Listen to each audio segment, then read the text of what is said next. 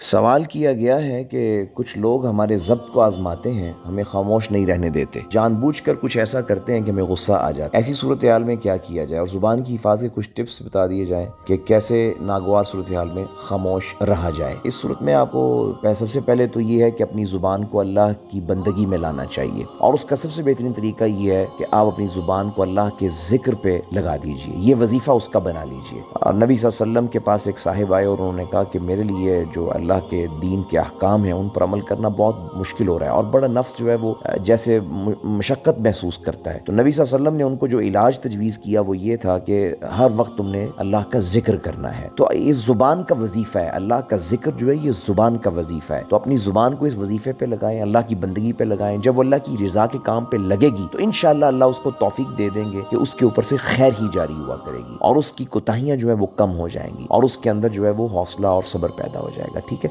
تو ایک تو یہ طریقہ کہ آپ اللہ کا ذکر کثرت سے کیجئے، انشاءاللہ اسے اطمینان قلبی بھی حاصل ہوگا، اور اس سے زبان جو ہے وہ جب اللہ کی بندگی میں جائے گی تو انشاءاللہ اللہ کی طرف سے اسے توفیق بھی ملے گی کہ وہ خیر کے لیے چلے گی، اور جو ہے برائی اور شر کے معاملے میں خاموش رہا کرے گی۔ دوسری بات یہ کہ آپ اگر لوگوں کے ساتھ معاملہ کرتے ہوئے، ان کی غلطیوں کو دیکھتے ہوئے، یا ان کے کسی ایسے عمل کو دیکھتے ہوئے جس سے آپ کے اندر ایک ری ایکشن پیدا ہوتا ہے اور غصے کی کیفیت پیدا ہوتی ہے، تو اس میں دو باتیں جو ہیں وہ فوری طور پہ تو آپ کو کر لینی چاہیے۔ وہ ایک تو آپ یہ دیکھیے کہ جب بھی آپ کو کسی کا کوئی عمل ایسا ہے جو تکلیف پہنچانے والا ہے یا غصہ دلانے والا ہے یا بولنے پر مجبور کرنے والا ہے، تو آپ اپنے اعمال پر غور شروع کر دیجئے، یعنی اس پر ری ایکشن دینے سے پہلے اپنے اعمال پہ غور کیجئے۔ تو آپ کو سمجھ میں آئے گا کہ آپ کے اندر بھی بہت ساری غلطیاں اور خامیاں موجود ہیں جن کو لوگ بھی برداشت کیے ہوئے ہیں، اور سب سے بڑھ کر اللہ تبارک و تعالیٰ بھی برداشت کیے ہوئے ہیں۔ فرشتے جو ہیں، صبح اور شام کے فرشتے، دو فرشتے جو ہیں، وہ ہماری غلطیوں کو نوٹ کر کے اللہ کے پاس لے کر جا رہے ہیں، اور اللہ اس سے پہلے بھی جانتے ہیں اور اس کے بعد میں بھی جانتے ہیں،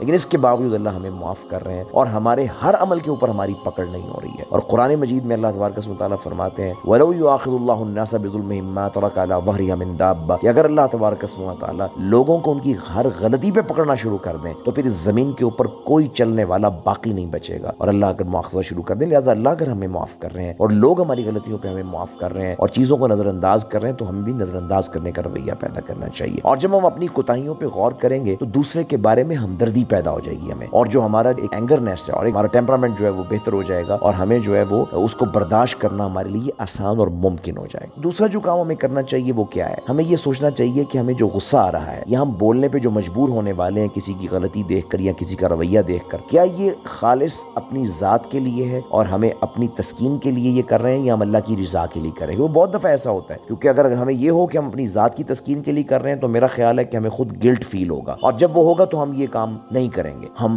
عام طور پر یہ کرتے ہیں کہ خود کو دھوکہ دے رہے ہوتے ہیں کہ دیکھیں فلاں شخص جو ہے وہ غلطی کے اوپر ہے، اور جو ہے مجھ سے غلطی کو دیکھ کر جو ہے وہ رکا نہیں جاتا، اور مجھ سے جو ہے برداشت نہیں ہوتا کہ وہ جو ہے اللہ کو ناراض کرنے والا کوئی کام کرے، ہم یہ کہہ رہے ہوتے ہیں۔ لیکن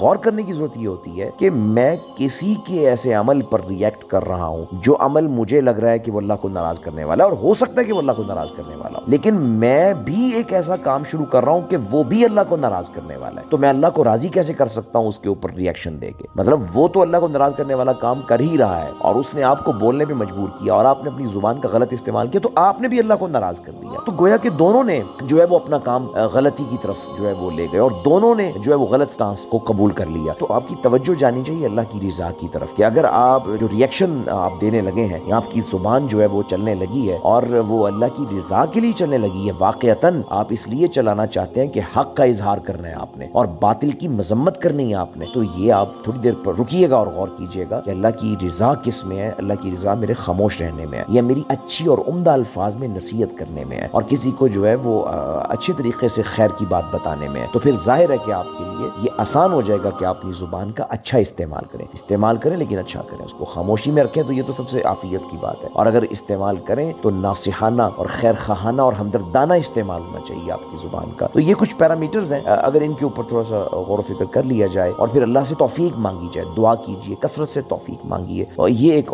یعنی چیز ہے۔ اور اللہ اللہ ربی لا اشرک بہ شیئا، اللہ ربی لا اشرک بہ شیئا، اللہ اللہ ربی لا اشرک بہ شیئا، یہ جو دعا ہے اور ذکر اور وظیفہ ہے اس کو کثرت سے کیجئے، اللہ تبارک و تعالیٰ جو ہے وہ آپ کے لیے خیر کا معاملہ فرما دیں گے۔ پانی کا استعمال کیجئے، اور اگر آپ کھڑے ہوئے ہیں تو بیٹھ جائیے اور جو ہے وہ تھوڑی دیر کا توقف اختیار کیجئے، اپنی توجہ کو بٹا لیجئے اور اپنے آپ کو جو ہے وہ کسی خیر کی بات سوچنے پر لگا لیجئے۔ اور بھی اس طرح کی بہت ساری جو ہے وہ طریقے ہو سکتے ہیں۔ اللہ تبارک و تعالیٰ ہمیں علم نافع عطا فرمائے۔ واللہ اعلم بالصواب۔